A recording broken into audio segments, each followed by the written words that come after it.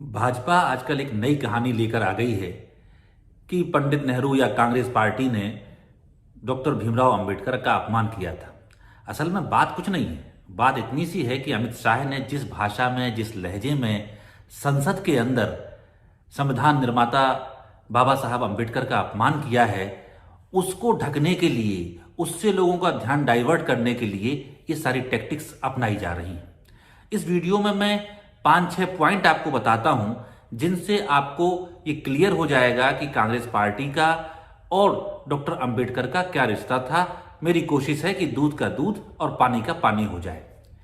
पहली बात तो ये उठती है कि जब संविधान सभा भारत की बनी तो उस समय डॉक्टर अंबेडकर संविधान सभा के सदस्य थे, लेकिन वो पूर्वी बंगाल में उनकी सीट आती थी।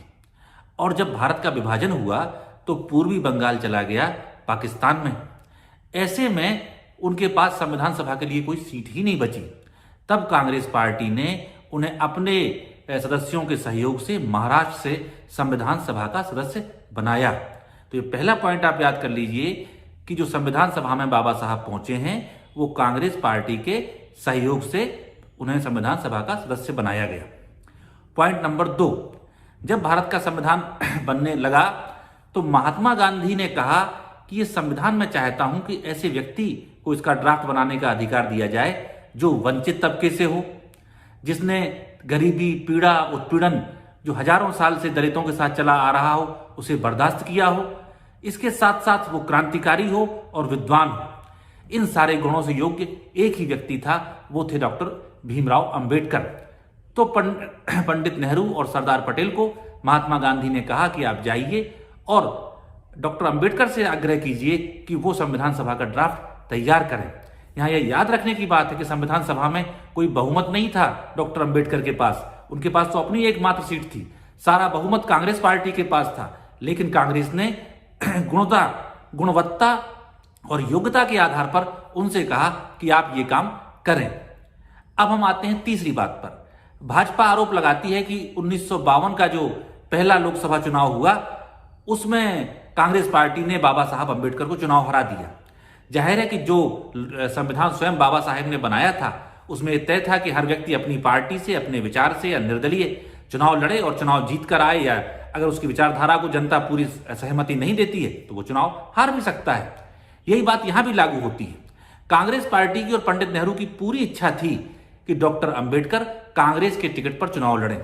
और अगर आप ऐतिहासिक साक्ष्य देखें तो जो उस समय मुख्यमंत्री थे बॉम्बे प्रोविंस के, बीजी खेर, वो कांग्रेस का टिकट फाइनल होने के आखिरी दिन तक, नामांकन के आखिरी दिन तक ये वेट करते रहे कि शायद डॉक्टर अंबेडकर कांग्रेस के टिकट पर चुनाव लड़ने के लिए राजी हो जाएं तो हमें उनके खिलाफ अपना प्रत्याशी नहीं उतारना पड़ेगा।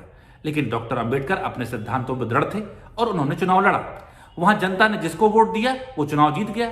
जाहिर है कांग्रेस पार्टी को जनता ने वोट दिया था और कांग्रेस का प्रत्याशी वहां से जीता। लेकिन बात यहां रुकती नहीं है। उस लोकसभा चुनाव में डॉक्टर अंबेडकर की हार के कुछ दिन बाद ही महाराष्ट्र में राज्यसभा का चुनाव होना था। और महाराष्ट्र में डॉक्टर अंबेडकर की पार्टी के पास सिर्फ एक विधायक था। यानी एक विधायक के साथ किसी भी सूरत में डॉक्टर अंबेडकर अकेले अपनी पार्टी के बलबूते पर राज्यसभा के सदस्य नहीं बन सकते थे। तो कांग्रेस पार्टी ने पूरा इंश्योर कराया, अपने विधायकों का पूरा समर्थन दिया। और उस समर्थन के मानो उनका सम्मान देखिए आप, कि वो चाहते हैं कि हम कांग्रेस पार्टी से ना चुन के आए, तो कांग्रेस पार्टी से चुन के नहीं लाए उन्हें, वो अपनी पार्टी से लड़े और समर्थन पूरा कांग्रेस ने दिया। सारे विधायक कांग्रेस के, सिर्फ एक डॉक्टर अंबेडकर का। और इस तरह से राज्यसभा में डॉक्टर भीमराव अंबेडकर आते हैं। एक बात और यहां जोड़ लीजिए जो थोड़ी पहले की है, कि जब ये कहते हैं कि उन्होंने जो संयुक्त सरकार थी या राष्ट्रीय सरकार थी नेहरू जी के नेतृत्व वाली, उसमें से इस्तीफा दे दिया था डॉक्टर अंबेडकर ने। बिल्कुल सही कहते हैं भाजपा वाले, इस्तीफा दिया था। लेकिन इस्तीफा क्यों दिया था, इस्तीफा देने की वजूहात क्या थी?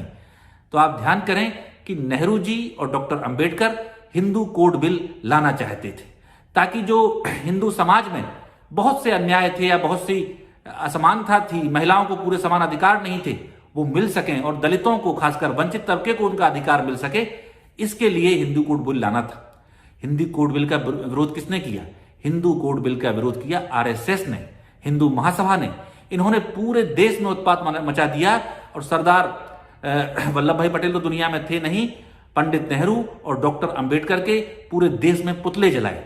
तो ये जो आक्रामक विरोध हो रहा था, इसको देखते हुए पंडित नेहरू ने अपने पांव पीछे खींचे और थोड़ा और समय उन्होंने चाहा कि हम हिंदू कोड बिल के लिए हासिल करें।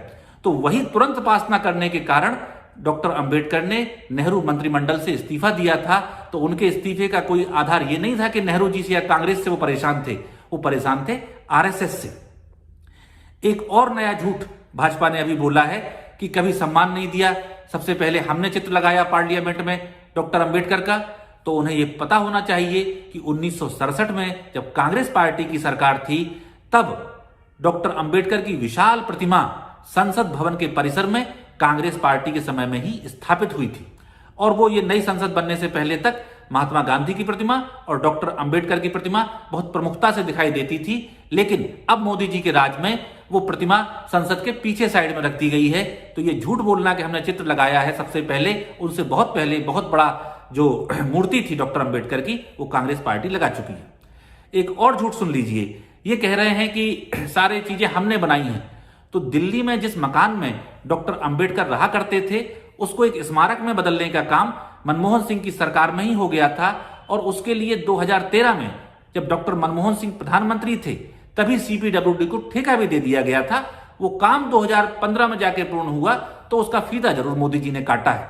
तो भाजपा की ये सब बातें भ्रामक हैं, झूठी हैं, और सिर्फ एक कोशिश है कि जिस हिकारत से, जिस घृणा के भाव से, जिस कटाक्ष से अमित शाह ने अपमान किया है माननीय डॉक्टर अंबेडकर का, उस अपमान से बचाने के लिए, उसकी माफी ना मांगना पड़े, वो जनता के जेहन में ना जाए, उसके लिए ये सब झूठ बोले जा रहे हैं। तो देश की जनता को सच्चाई जाननी चाहिए और ये पहचानना चाहिए कि कौन लोग धर्मनिरपेक्षता में यकीन करते हैं, कौन लोग भारतीयता में यकीन करते हैं, और कौन लोग ऐसे हैं जो डॉक्टर अंबेडकर की विचारधारा के खिलाफ हैं। और वो लोग निश्चित तौर पर आरएसएस और भाजपा के लोग हैं जो किसी भी रूप में डॉक्टर अंबेडकर को पसंद नहीं करते, उनके बनाए संविधान को पसंद नहीं करते, दलित, ओबीसी और सवर्ण की समानता में विश्वास नहीं करते। ऐसे लोगों के दुष्प्रचार से बहुत सावधान रहने की जरूरत है।